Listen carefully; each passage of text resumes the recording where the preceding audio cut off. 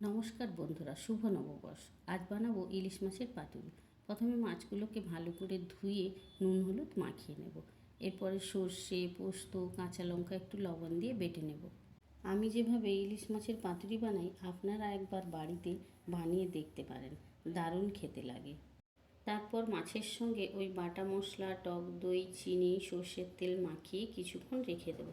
ধুয়ে রাখা লাউ পাতাতে একটু সর্ষের তেল মাখিয়ে ভালো করে মুড়ে 10 মিনিট ভাপাতে দেব। আমার বাড়িতে কিন্তু আমার হাতে বানানো এই ইলিশ মাছের পাতুরিটা সবাই পছন্দ করে। আপনারাও বাড়িতে বানিয়ে দেখবেন, সবাই পছন্দ করবে।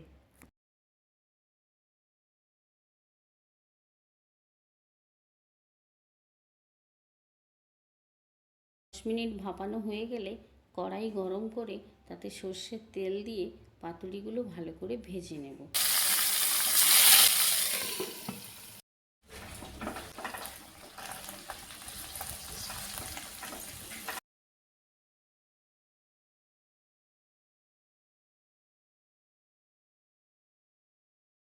ভাজা হয়ে গেলে গরম ভাতের সঙ্গে এই ইলিশ মাছের পাতুরি থাকলে আর কিছুই লাগবে না।